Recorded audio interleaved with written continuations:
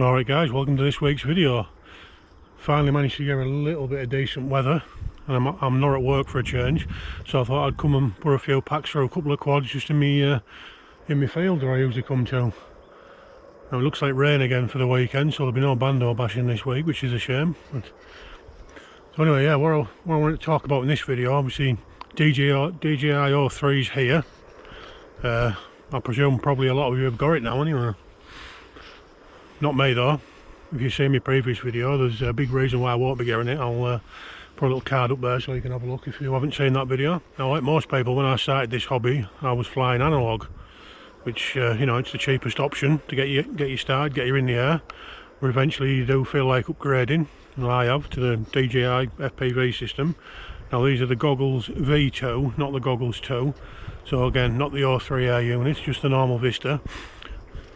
But I thought, for you know, beginners out there who are umming and ahhing about which one to pick, analog or DJI, I thought we'd have a little look at some DVR and see what the main differences are between the two. So let's go.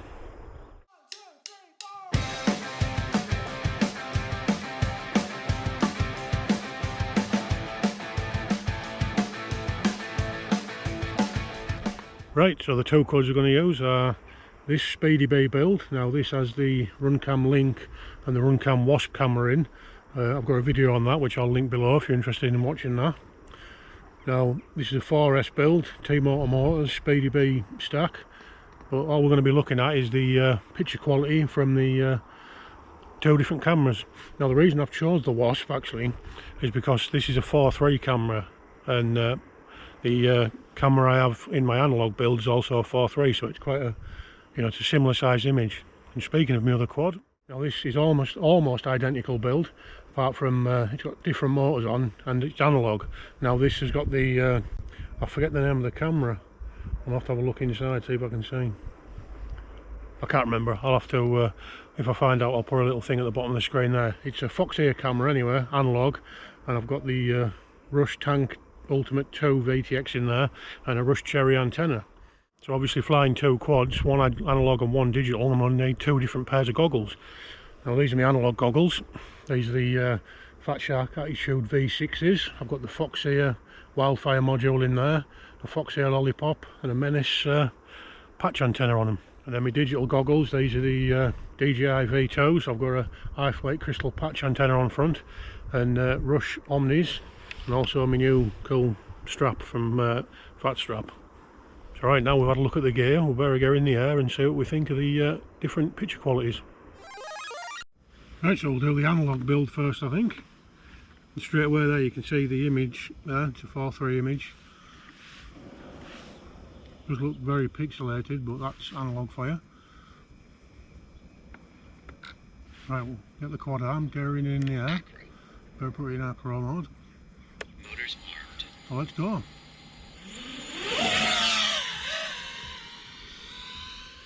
Straight away you can see that I'm just going under the power lines. I can barely see them as I go through.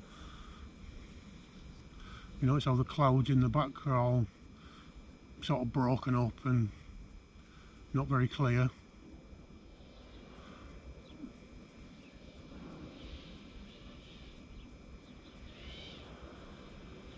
Go through the pylon there. Obviously the further back we are, the less clear the image is. Obviously, and then the closer you get, it does clear up a little bit, but it's still not brilliant.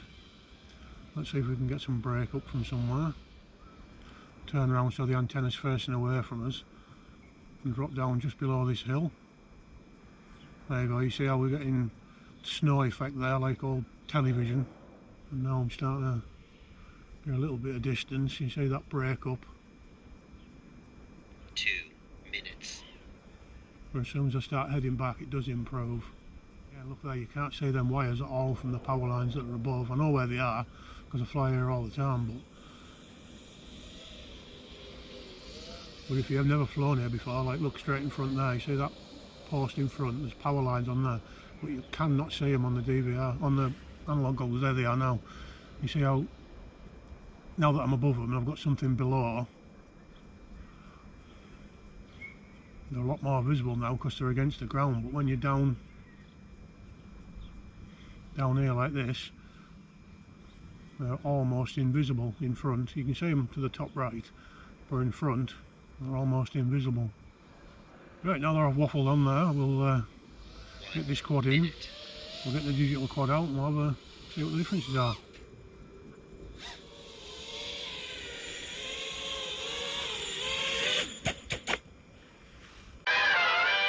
Right, just before we do the digital side of things, I just want to give a massive patron shout out to my friend Luce, my first patron.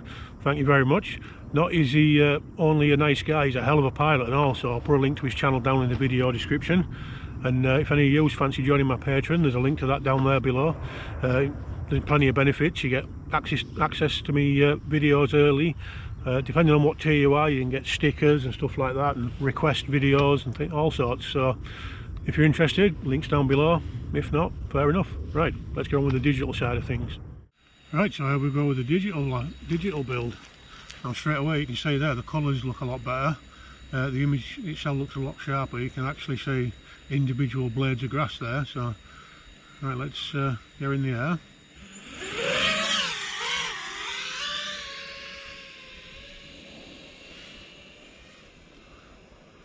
Now one thing you'll notice straight away there, right, look at the sky and the sun there.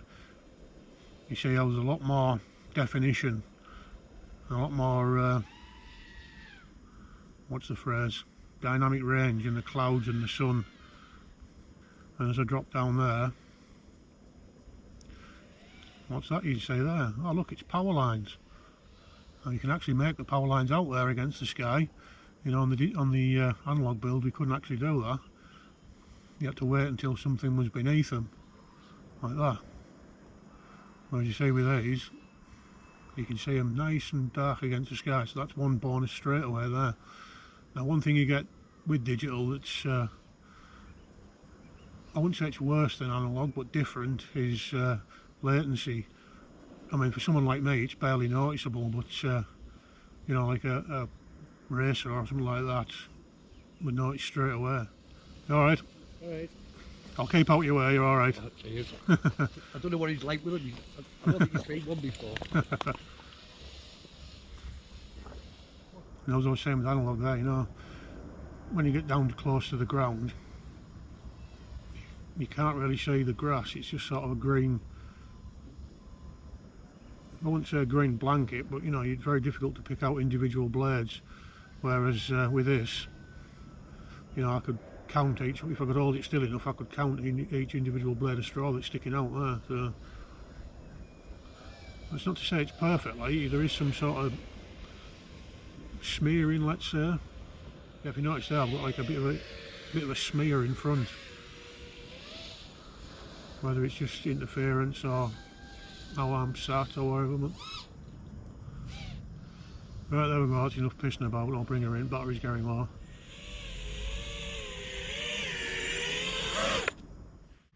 Sun's going out now, it's quite nice now I'm finished. Right, there we go, that was analog and digital. Not really a shootout, because image quality, you know, you can't deny digital's better. But again, both do have the benefits. I thought I'd make this video as kind of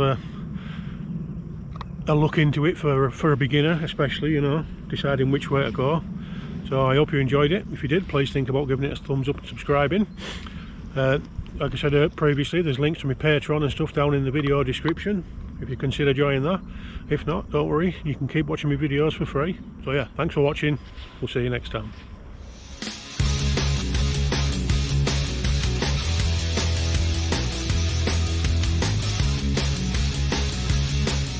All the gear you'll ever need, except a prop tiller which I've left at home. I'll have to go get now. Great.